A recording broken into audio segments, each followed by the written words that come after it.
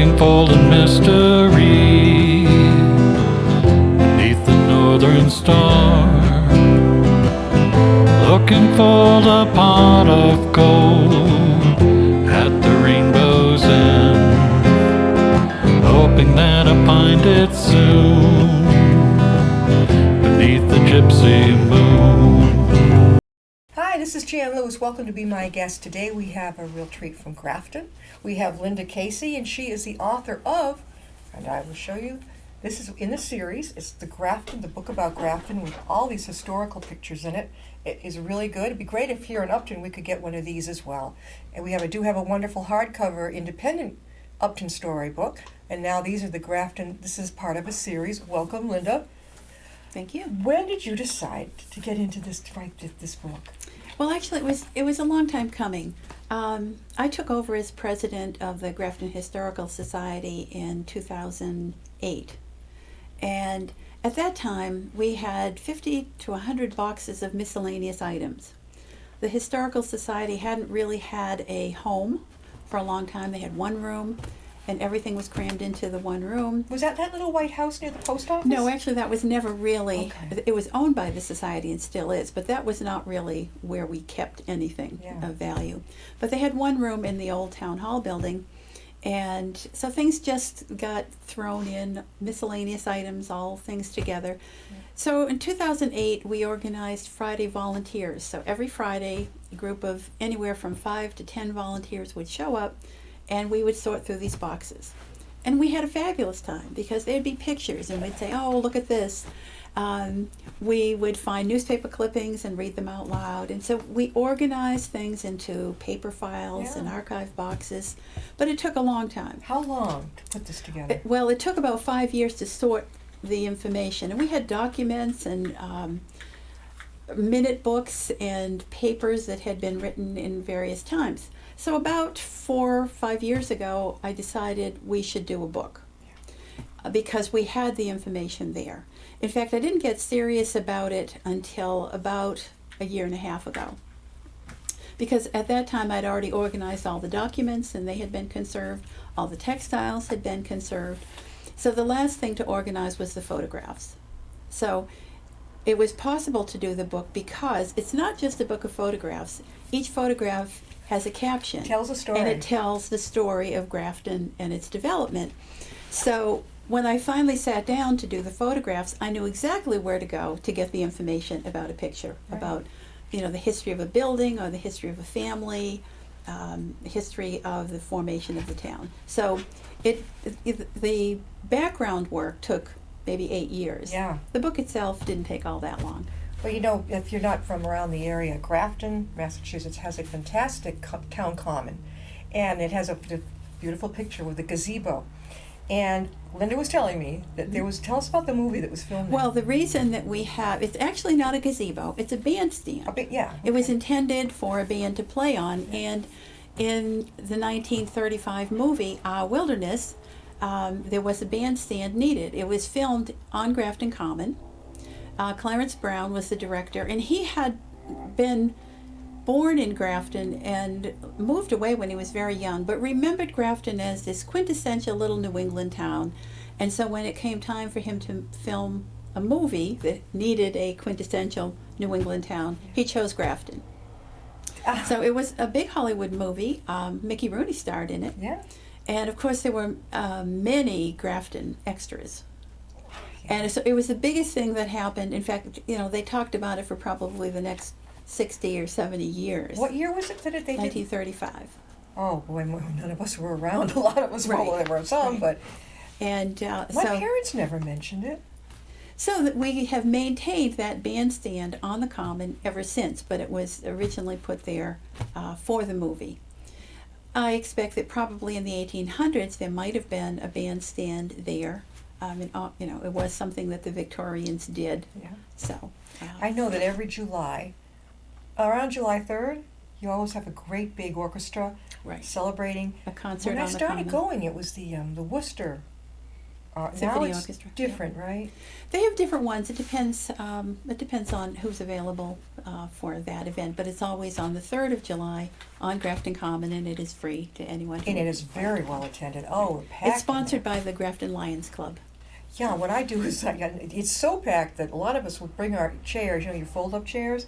We get there about 11 in the morning and find your spot. Find a spot. Because if you don't, yeah, you won't sit on the common. No, you'll be standing on the common, or maybe right. sitting on someone else's. That's right. So we do have one of the nicest commons in the area, but we also have a rather unique history that is related in the book, and that is that we were one of the original villages of praying Indians. The Hassanamisset tribe, right? Well, it was the Hassanamisco Indians. The community was called Hassanamisset. Yeah.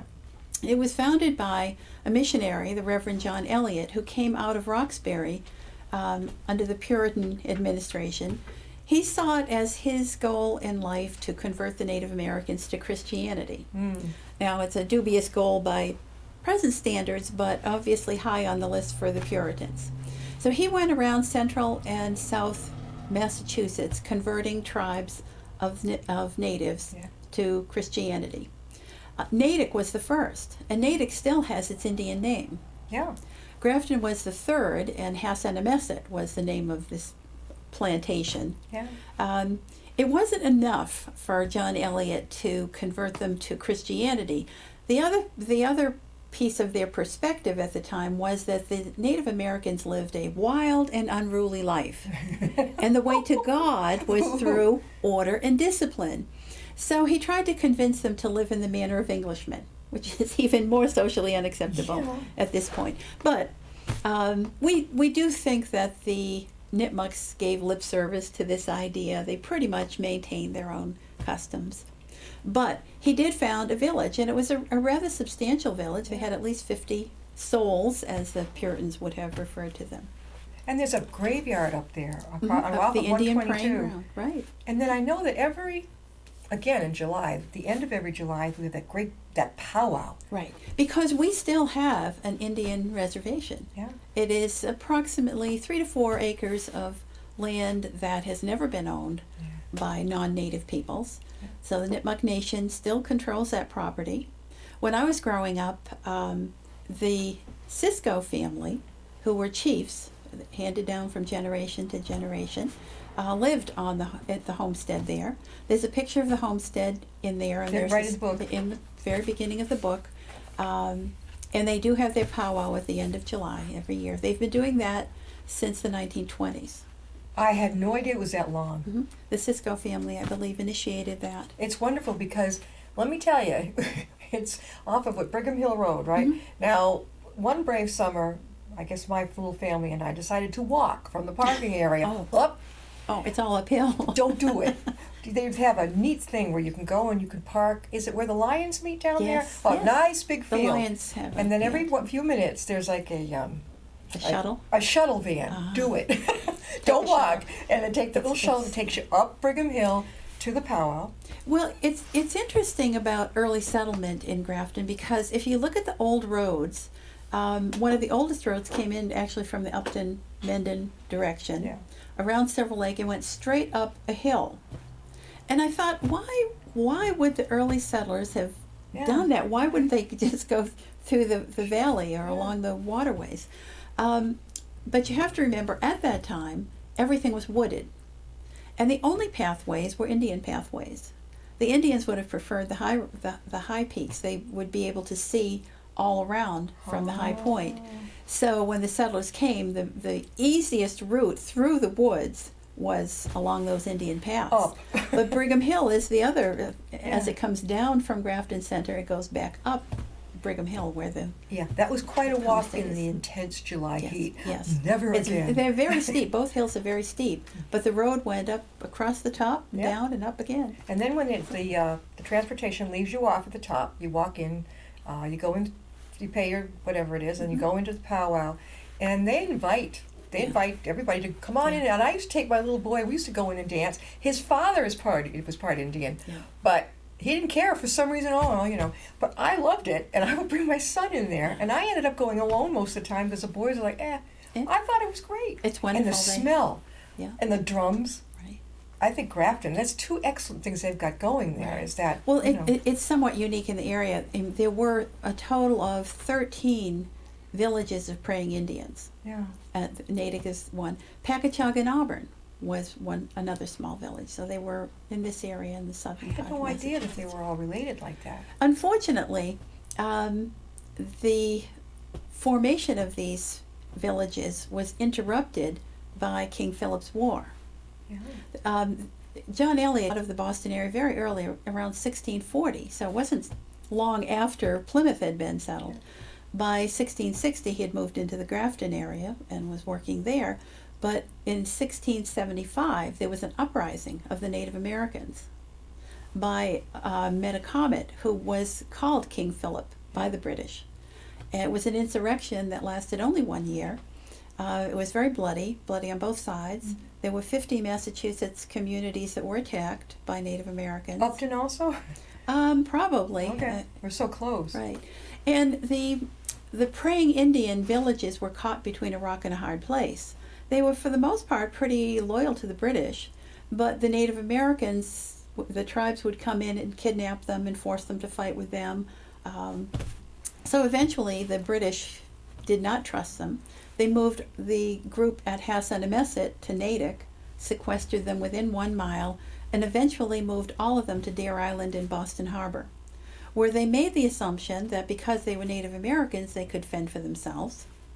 And for the most part, they died of starvation and exposure on Deer Island. Oh, my God. Oh, I never knew that. So, although King Philip's War lasted only 1 year, it was quelled within a year, it took almost 25 years for the natives who owned the land in Grafton to come back to their property. How many years it took? How many years? About 25. They didn't come back until almost 1700. But the Massachusetts General Court acknowledged that they owned the land. Now there's a trip for you. Right. So by 1700, the early part of the 1700s, the British were getting a little crowded along the coast. You know, the farms there were pretty well filled, and there were new settlers coming in all the time along the coast. So they were looking inland for better farmland. And so in the 1720s, a group of British settlers petitioned to buy the property from the Native Americans in Grafton. So they actually did. The land was assessed, and eventually it was purchased. They purchased 7,500 acres of Grafton land for 2,500 pounds sterling. And so they actually did purchase it. However, it sounds like a good story. The bottom line is they did not turn it over to the Native Americans. They put it in escrow. I think the assumption was that the Native Americans couldn't take care of their own money. That's what I was wondering, if they just distrusted their financial ability. And eventually it was embezzled. So by don't tell me, by a regular? By some dignitary in government. How much was it, do you remember? Well, it was 2,500 pounds sterling, so it was a rather substantial amount of money. We are talking, this is fascinating, with Linda Casey, and she is the author of Images of America, part of a series. Maybe some of you have seen these series in libraries. This is the Grafton book. This is the new book that Linda wrote and took, 5 to 8 years doing this? Doing the research. Were you always interested in history? Actually, no. My career was in molecular genetics, medical education, and public health. So history kind of caught me by surprise, and I just got all caught up with the stories that you find. You know, when you study history in school, history is what happened somewhere else. We study the battles of the Revolutionary War, the Civil War. You study George Washington, the Continental Congress. And what I found in looking through the archives at the Historical Society was history actually happened here. Yeah. It happened in every village in town. The people in those villages put their lives on the line to fight for independence. In the Civil War, the same thing. The losses were experienced here in Upton and in Grafton. Farms were left without someone to run them. Widows were left, children left fatherless. So the pain of war and the reality of history happened here. This is a great book. You know, you can. It's filled with pictures. I've lived in Grafton, and you know, I see things that I can recognize. Beautiful pictures. The work involved in this. Now, you have an excellent mind. I've just met her. We don't know each other. You have a hair-trigger mind for all the dates. How do you do that? It's what I've lived with for about 8 years now. Is the details. I'm looking at the back of this is beautiful. Nestled in the hills 38 miles west of Boston, the area that would become Grafton originally belonged to the Nipmuc Indians. And in the mid-1600s, John Eliot, a Puritan missionary, traveled throughout Massachusetts converting the natives to Christianity. And good luck trying that today. That would not happen. But, you know, I really believe that local history is really important. Yeah. Every community has a wonderful history. Every community has a reason for being. I mean, ours is unique in that it was a praying Indian village. I'm sure Upton's is just as interesting. But we were also the home of the Willard family. They were our first family. The Willard Clock Museum. The Willard Clock Museum. But, you know, if people don't know who the Willards are, the Willards were premier American clockmakers early on. There were 4 Willard brothers who made clocks, the innards of a clock. And they're very famous. Right now, a Simon Willard clock is worth a small fortune. There's one at the State House in Boston. There's one at the University of Virginia. I think there's one at the Congress. Are they still DC. in Grafton? Are they still there's no Willard descendants who live in Grafton now. Mm-hmm. But they had purchased the land in Grafton before the original proprietor group came in and bought from the Nipmucs. They had traded the Native Americans. You know, we make certain assumptions about the Native Americans. There was one tract of land that came into British hands earlier than 1700s because one of the chiefs sent his son to Harvard University. Harvard was around then? Harvard was formed in 1636. Wow. Very, very early. Yeah. The Puritans felt education was very important. But he sent his son to Harvard and needed to pay the tuition, so he traded some of his land to the British, or he gave it to the so it was like a barter schoolmaster. System. Right, so that's how the Willards happened to come. They came in 1716. Grafton was founded in 1735, the same year as Upton. That's right. That was after the land purchase of most of Grafton by these original 40 investors. Weren't they all at one time kind of one? I read something about subdivide. There may have been some disputes on the border here, but primarily we had a section that was related to Sutton and one a little bit of the border over in Shrewsbury. And that's so far over Shrewsbury? But Grafton was founded as this praying village. And there's South Grafton, people who don't know, South Grafton, North Grafton, and there's 2 post offices? There's 3, Grafton Center. And the book is actually divided that way, so we have a chapter on each of them because each village evolved differently. Grafton Center was the site of the first group of proprietors. There were 40 of them who petitioned the Mass General Court to buy the land. That was granted, and they named it Grafton. They were required to set up a meeting house, a schoolhouse, which they did in the Common. That's why the Common is really the oldest structure in town. And a village grew up around that. Those original investors were farmers or children of farmers. So there were a few that might have invested, in the land and then sold it, but for the most part, they saw it as really fertile farmland. Yeah. Now, North Grafton grew up a little bit later, and one of the first things that they did in any community, and they've done this all over, certainly the East Coast, is if you want a community, you have to have a source of power.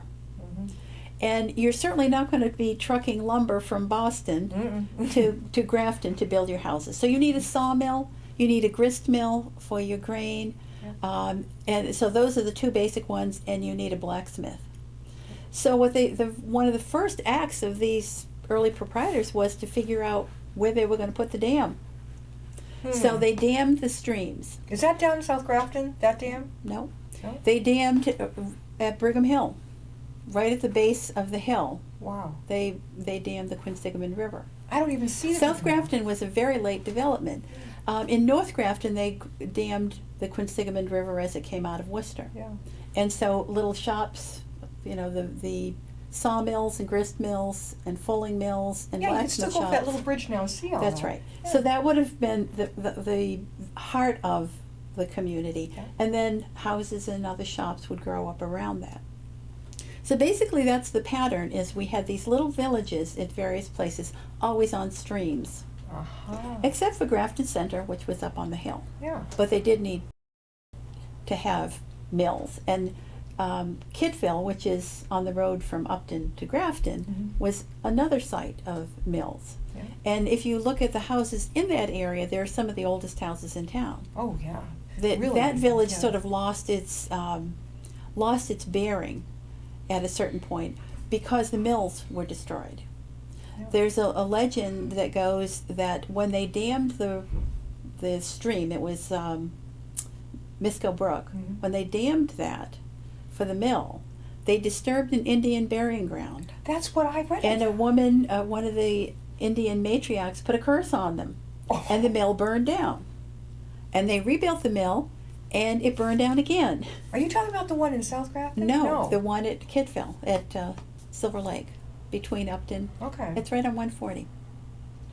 So that mill area really declined Yeah. because the mill disappeared. Do you mean that one in North Grafton, not far from the Post Office Pub Restaurant? That was burned down twice? No, No. the one right here at between Upton and Grafton. And she put a curse on it. She put a curse on it, and it burned down twice, and was never rebuilt. And you can still see Yeah. the sluiceway and the dam.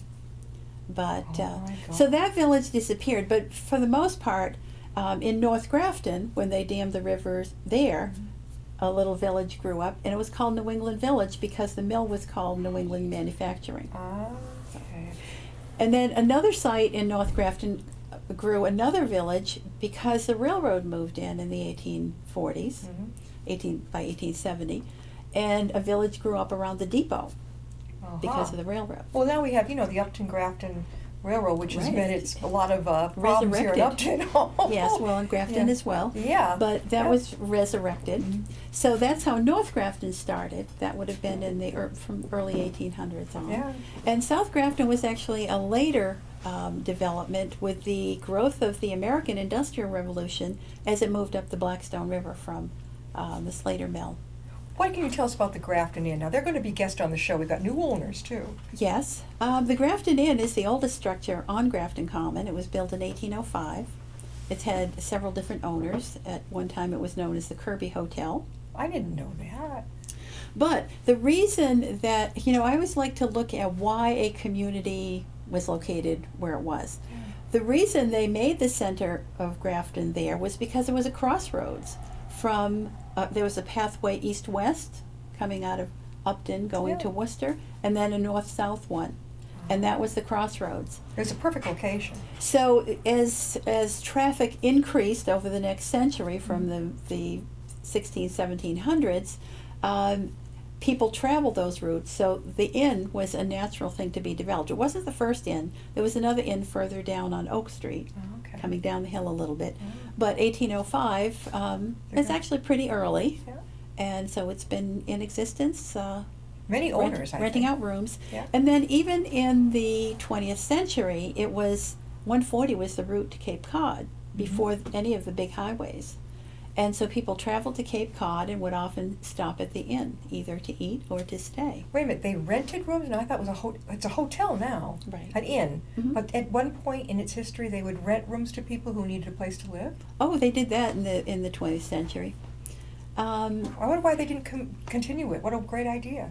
Well, that was after it was basically a bed and breakfast. People would stay for one night and then continue to the Cape. Yeah. But as the highway system developed throughout Massachusetts, there were easier ways to get to Cape Cod. Yeah. So in the latter part of the middle of the 1900s is when single ladies and gentlemen would stay at the inn. Oh, okay, I got They would it. be like retired school teachers. I got it. And if you look at the second floor, there's a window and a fireplace, a window and a fireplace, a window and a fireplace. So each room had a window and a fireplace. Is it still like this? Well, there's a whole big function room, but you see the pattern. Well, I've been in the function room for meetings, but I've never actually seen rooms. I always look at the windows. They're up on the third floor, but you can picture them because that function room has a window, fireplace. There are 4 fireplaces in there. I didn't even notice that. Yeah, well, see, look next time, because each one had enough room for probably a bed, a bureau, a few other things, and they would have their meals in the dining room. It was very fancy. They had linen tablecloths and real silver, and it was home cooked meals. You could have your laundry done. Oh, So it was perfect for a single gentleman, you know, a maiden lady who's didn't want to keep up the family home. Yeah. Was the restaurant a newbie thing that came in the 21st century? Mm-hmm. Well, I think it came around 1980s. It converted. That's pretty, yeah. But it used to have a very big central staircase. It had a big central. I'm trying to picture all this. Again, we are talking with Linda Casey, and she's the author of the series, Images of America, Grafton copy. And can you tell us how people can get a hold of a copy of this? It's available from the Grafton Historical Society. They are at 1 Grafton Common, the old town hall building, the brick building around the common. They're open every Sunday afternoon from 2 to 4, so it's available that way. If you need to contact someone, they have a very easy telephone number. Go for it. It's the 508, and then the Grafton Exchange is 839-0000. So there aren't too many numbers that are as easy as that. So 508-839-0000. Or it is available on Amazon. Mm-hmm. And it is available in the local bookstores. Can people borrow them from the library? The library has several copies, yes. Okay, that's good. That's always good to hear. Yes. A lot of people can't afford to buy one, so Right. they'll do that type of thing. Right. Any last words about this? You've got something else coming? This seems to be a real good thing for the year. You have a great mind for this type of Well, thing. it is still a lot of fun. I mean, local history is a lot of fun. I think it's, Yeah. you know, every town has a wonderful history about people, Mhm. stories about people, about resilience, about a sense of community, about working together. So I think I don't have another one in mind at this time, Yeah. but I'm certainly going to continue to do research on I hope so. local history. Yeah. It's like I say, there are all kinds of stories that are fun to discover. I know the night that she appeared at the Grafton Library, I happened to be there, and I saw it was standing room only in that area you were in. Yeah. Standing room only in the back. I mean, I was peeking over. You never noticed, but I was peeking, trying to see. And I said, "We got to get her on the show," and that's how I found you. Well, it's nice that people are interested in history. You know, sometimes local history is discounted, but there is nowhere else that you can find these stories about real people. Yeah.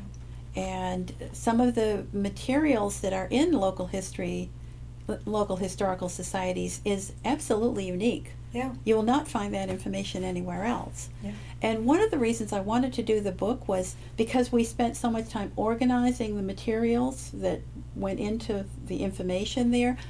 It's a way of making it stable. Yeah. You know, it's accessible to people. They don't have to do research. It's in the book. There is a real story about the development of our 3 villages, North Grafton, South Grafton, and Grafton Center. Who was? I mean, I never used to be interested in history until I got to Upton, and become more involved. And Right. I'm like, as a kid, like you said, I didn't care. All I wanted to care about, will I get the date right on the test coming up? Linda, thanks so much for being with us. Thank you I for hope you'll having come me. back on again with us. I'd love to.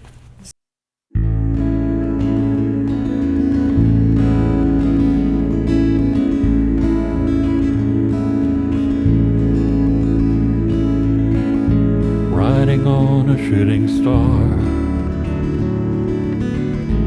heading out toward a dream. Tomorrow's even closer than it seems.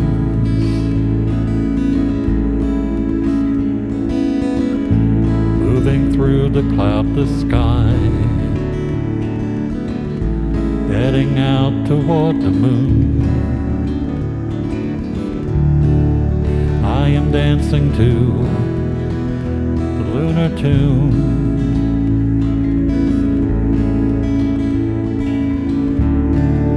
Life goes by so quickly, time just slips away. but tomorrow brings a brighter day.